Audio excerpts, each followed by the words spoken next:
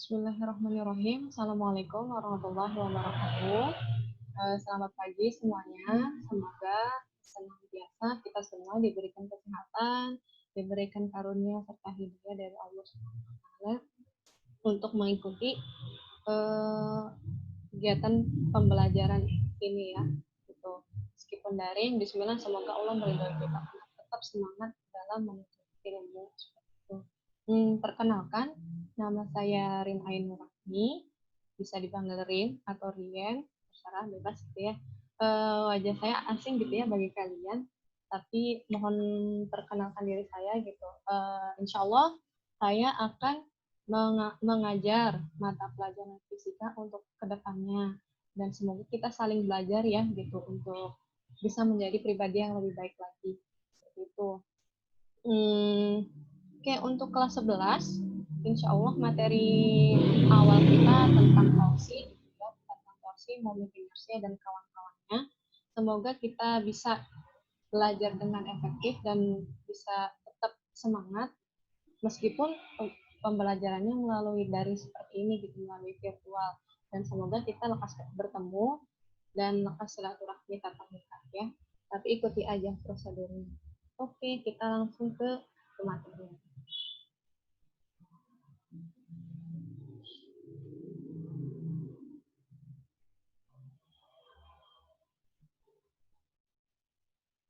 Ya. Nah, pertemuan kali ini kita belajar tentang torsi, momen inersia, titik berat, dan momentum sudut pada benda tegar, baik statis dan dinamis. Tapi untuk pertemuan kali ini, Ibu bahasnya torsi dulu ya, gitu. Untuk yang momen inersia dan yang lainnya, insya Allah pertemuan berikutnya.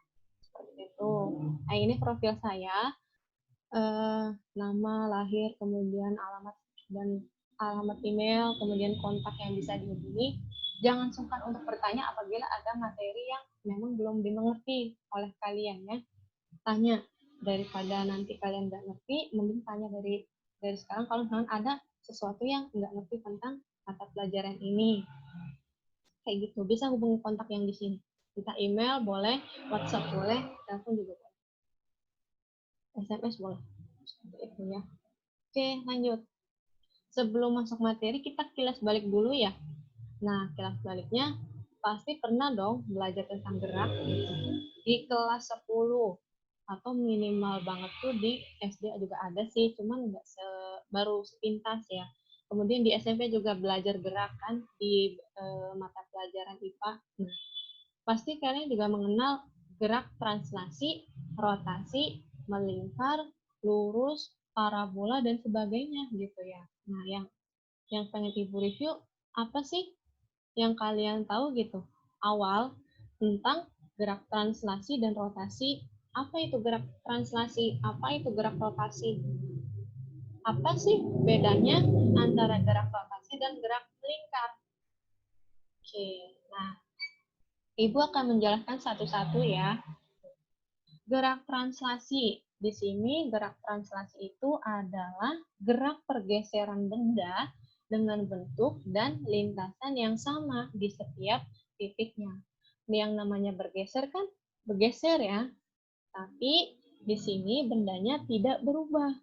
Kemudian jarak untuk kalau misalnya ditinjau dari titik per titik gitu di suatu benda itu akan sama dari A ke A sini, B ke B sini, C ke C sini. Jaraknya akan sama seperti itu dan tidak mengubah bentuk benda. Lintasannya juga sama seperti itu di setiap titiknya.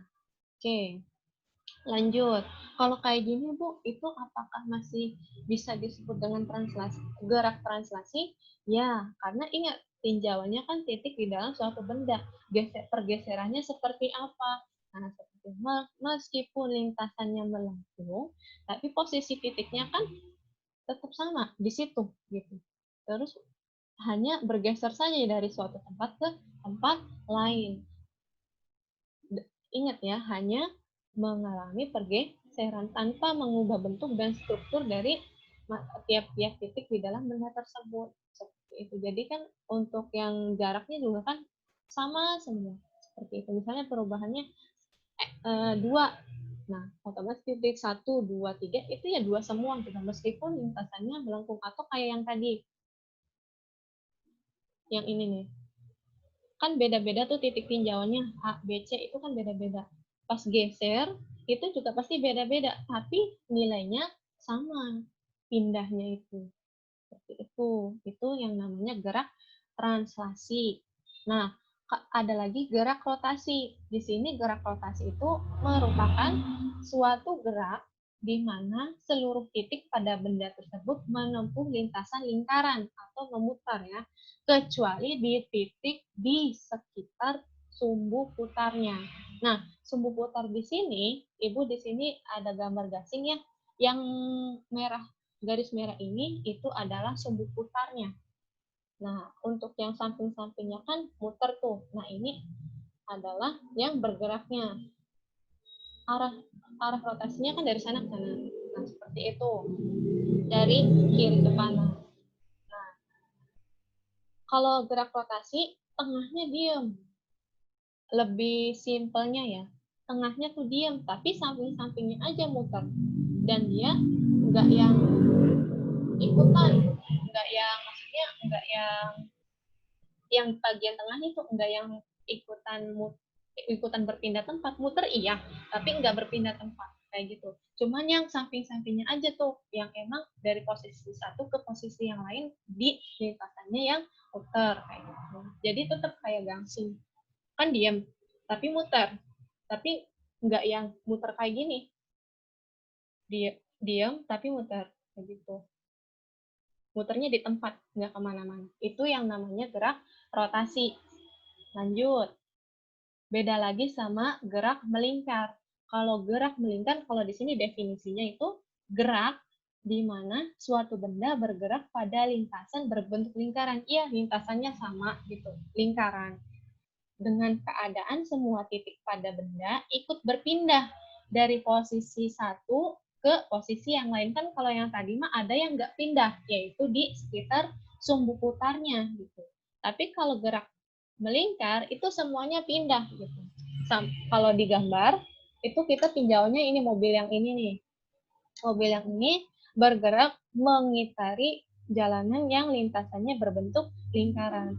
Jadi si mobil tuh bergerak gitu, bergerak. Tapi kan enggak yang diam, enggak yang muter diam, muter tapi semuanya gitu, enggak yang muter tapi diam di tempat kayak gitu ya. Itu ilustrasinya. Coba dipahami lagi bedanya gas. Bedanya muter si gasing sama muter si mobil mengelilingi bundaran ini.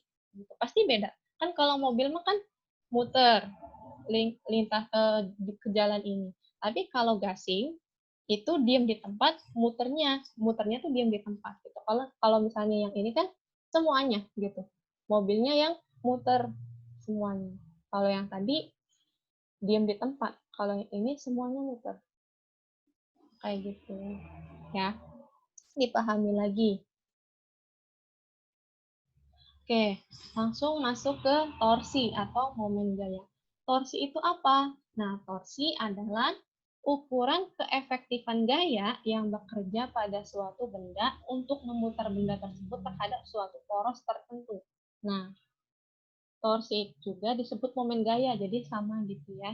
Nah, lambangnya itu adalah seperti ini, atau dibacanya tau. Tuh. Torsi ini merupakan besaran vektor. Waktu kelas 10 kan mengenal besarannya, ada dua jenis. Ada besaran skalar, ada besaran vektor. Kalau besaran skalar itu hanya memiliki nilai saja. Tapi kalau misalnya besaran vektor, dia selain memiliki nilai, dia juga memiliki arah. Nah, arah geraknya kemana? Nah, itu berarti besaran vektor. Kalau misalnya nilainya saja tanpa ada arah, itu namanya besaran skalar. Gitu. Oke, ini ada sebuah pintu. Pintu kan terdapat engsel ya, ada 3 nih engselnya, ada yang atas sama bawah. Ada di sini ada gagang pintunya, pegangan pintunya. Nah, di sini yang tempat engsel dipasang itu kan biar si pintu ngebuka. Pintu ngebuka tuh pasti engselnya muter kan. Nah, yang di sini itu, yang rentetan sini itu dinamakan dengan sumbu putar. Sumbu putar itu sumbu yang tempat muternya si ini gitu, biar ininya bisa berpindah tempat si pintu gitu ya. Oke, jarak dari sumbu putar ke sini, ke pegangan ini, namanya lengan gaya. Nah, lengan gaya tuh kalau definisinya tuh jarak tegak lurus antara garis kerja sebuah gaya dengan sumbu rotasi. Nah, kan kalau kita buka pintu kan pasti di sini. Nih, di pegangan pintu. Pasti kita juga kan untuk membuka pintu atau menutup pintu kita memberikan sebuah gaya. Nah, di sini kan. Nah, jarak dari sini ke sini itu namanya di sini kan kita ngasih gaya.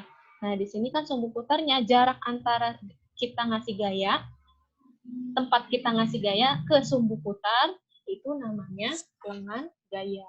Kayak gitu. Satuannya adalah meter. Sama kayak panjang ya. Oke, kemudian nih ini pintu ditarik. Kita kan tarik pintu kan pegangan nih, pegangan. Berarti kita memberikan gaya sebesar F. Maka pintu tersebut akan terbuka. Tuh, berarti kan lengan gayanya pindah tuh dari yang posisi awal ke posisi yang sekarang L ini. Pas pintu kebuka, itu kan membentuk suatu sudut gitu sebesar kalau di sini sudutnya theta. Cara untuk menentukan besar lengan gayanya itu pakai hasil perkalian antara jarak sebelumnya, yang ini nih, kan yang sebelumnya kan ini tuh, masih segini, ya, masih belum ada, gitu. Maksudnya jarak sebelumnya kan ini nih, yang L ini kan, L ini, jarak dari gagang pintu ke sumbu putar. Itu berapa? Nah, kemudian dikalikan dengan sinus dari sudut yang terbentuk oleh pintu setelah diberi gaya. Nah, tetanya berapa? Pas udah dibuka tuh sudut yang terukurnya berapa? Nah, jadi untuk menentukan lengan gaya setelahnya adalah jarak awal dari sumbu putar ke sini, ke pegangan pintu, dikalikan dengan sinus dari theta, itu lengan gayanya. Tuh, jadi L sama dengan R sin theta, di mana L-nya lengan gaya, R-nya jarak antara sumbu putar ke ke titik tangkap gaya, maksudnya titik tangkap gaya itu di gagang ini, gagang pintu ini, gitu. Gagang pintu yang udah diberi gaya. Dan tetanya itu sudut yang terbentuk akibat diberi gaya. Kan kalau hanya buka pintu kan pasti kebuka dan membentuk sebuah sudut seperti yang dari Ibu sajikan di sini gambarnya ya. Oke, sehingga torsi yang diberikan oleh gaya tersebut adalah O sama dengan F cross L. Di sini tau sama F-nya itu Ibu lambangkan dengan bold atau tebal karena F dan T itu merupakan besaran vektor. Dengan L-nya adalah R sin theta tadi. Karena kan sudah ini ya, sudah ditarik sebuah gaya, kan tadi kan pengertian torsi itu efektif gaya yang bekerjanya tuh setelah dikasih gaya terhadap sebuah poros itu berapa. Nah, seperti ini jadinya, tau sama dengan F cross L atau F kali L. Dengan L-nya R sin theta. Sehingga besar tau-nya adalah F cross R sin theta. Atau kalau misalnya tidak menentukan ininya, arahnya, itu ininya bisa tau sama F-nya tuh tidak usah dikasih tebal gitu. Cukup tau sama dengan F kali R sin theta. Rumusnya ini. Tapi secara konsep di kehidupan sehari-harinya seperti itu. Dan Ibu mengambil salah satu contoh seperti itu. Gitu. Ya. Ini sih. Torsi itu intinya ini sebetulnya rumusnya. Tapi untuk yang kehidupan sehari-harinya aplikasinya kayak gitu. Oke, ada aturannya di sini untuk menentukan torsi. Buat apa? Ingat, torsi itu besaran vektor yang pasti memiliki nilai dan memiliki arah. Nah, cara nentuin arahnya gimana? ini aturan ini dipakai. Tapi dipakainya harus konsisten, nggak boleh berubah-ubah. Kita sepakati. Torsi akan bernilai positif kalau arah putarnya searah jarum jam. Kalau searah jarum jam, itu nilai torsinya positif. Kalau misalnya torsi itu nilainya negatif, arah putarnya akan berlawanan jarum jam. Itu berarti nilai torsinya negatif. Aturannya harus konsisten ya, kita sepakati dari awal untuk penentuan torsi seperti ini. Jadi untuk latihan soalnya kita gampang untuk mengidentifikasi gayanya ya. Lanjut. Perhatikan lagi. Kan tadi kita udah ketemu ya, untuk torsi itu kita bisa tahu torsi itu dari perkalian antara F dan L, di mana F-nya itu gaya yang diberikan dan L-nya itu lengan gaya, gitu, lengan gaya dari si benda tersebut berapa. Nah, hubungannya tau itu berbanding lurus dengan F. Jadi maknanya semakin besar gaya yang dikerahkan, maka torsi atau momen gayanya akan semakin besar. Jadi kalau kita narik pintunya besar, maka efektif gaya untuk bisa pintu itu kebuka itu besar, kayak gitu ya. Selanjutnya, tau berbanding lurus dengan L. Torsi berbanding lurus dengan lengan gaya.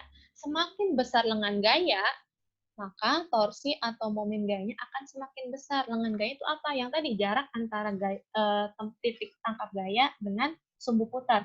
Semakin jauh dari sumbu putar, maka lengan gayanya akan besar. Semakin besar lengan gaya, maka besar torsinya akan semakin besar, sehingga si pintu tadi lebih mudah untuk dibuka. Lebih mudahnya maksudnya gimana? Kita nggak perlu ngeluarin gaya yang banyak gitu.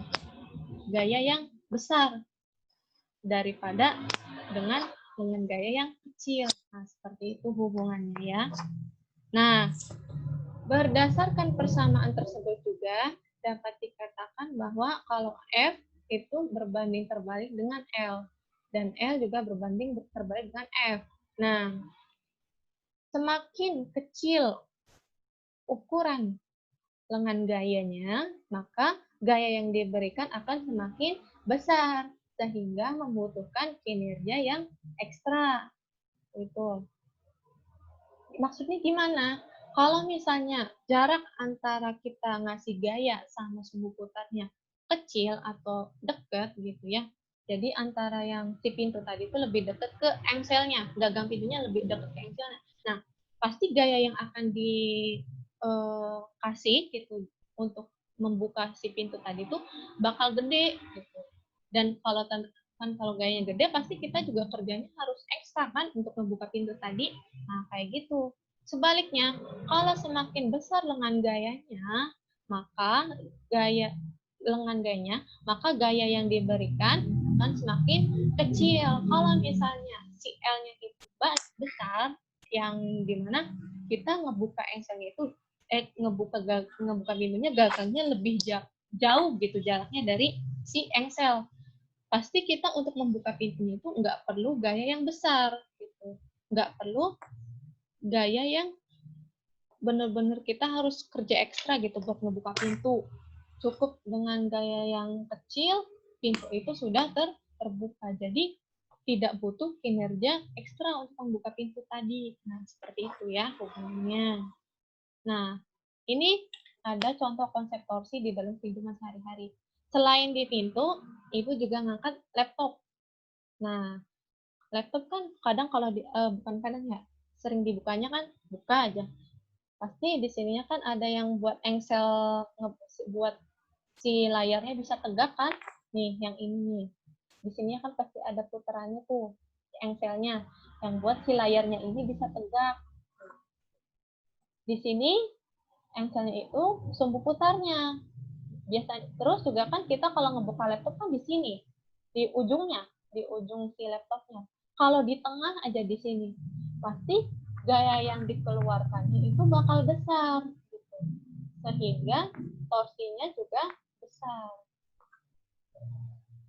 Kalau misalnya kita bukanya dari sini, gaya yang dikeluarkannya besar. Jadi kita harus kerja ekstra yang tadinya misalnya 20 Newton, di sini bisa saja 40 Newton buat ngebuka si laptop aja. Tapi kalau misalnya di sini, gayanya pasti lebih kecil, kita juga harus ekstra ngebuka si laptop ini. Gitu. Sehingga laptop bisa terbuka. Kayak gitu. Sama prinsipnya kayak yang pintu tadi, cuman bedanya di alatnya aja. Sama kok, gitu ya. Oke, selain itu di sana, ini juga ada di sini peralatan otomotif ya, peralatan mekanik. Sama, semakin besar lengan gayanya, maka F-nya kecil. Sok aja kalau misalnya kamu megang ininya, megang si alat ininya di tengah-tengah atau dekat si sumbu putarnya. Di sini kan sumbu putarnya karena ini yang berputar gitu. Pasti itu bakal menghasilkan gaya yang besar juga, kita jadi harus kerja ekstra buat ngelepas si baut yang ini kayak gitu ya. Oke, nah di sini ada contoh-contoh soal, silahkan baca. Insya Allah Ibu sudah dirincikan ya, seperti ini. Silahkan baca sendiri, nanti Ibu kirim PDF-nya, kemudian Ibu kasih tugas. Nah, kerjakan tugas 1 fisika pada link berikut. Nah, ini linknya silahkan dibuka, kemudian silahkan isi semampunya kalian, niatkan untuk belajar, dan saya yakin gitu kalian bisa mengeksplor lebih dari ini. Meskipun dari, kalau niatnya baik dan semangatnya tinggi, insya Allah kalian bisa ngerti dan paham tentang materi ini dan materi-materi selanjutnya. Batas waktunya sampai hari Rabu ya, minggu depan, jam segini. Oke, terima kasih. Untuk hari ini materinya Ibu. Semoga bermanfaat. Kalau misalnya ada yang mau ditanyakan, silahkan tanyakan, hubungi kontak yang tadi, yang sudah saya tampilkan di awal. Mohon maaf kalau misalnya Ibu ada salah-salah kata, dan semoga kita lekas bertemu, gitu ya. Tugasnya jangan lupa dikerjakan, dan tetap semangat untuk belajar. Ibu akhiri, Assalamualaikum warahmatullahi wabarakatuh.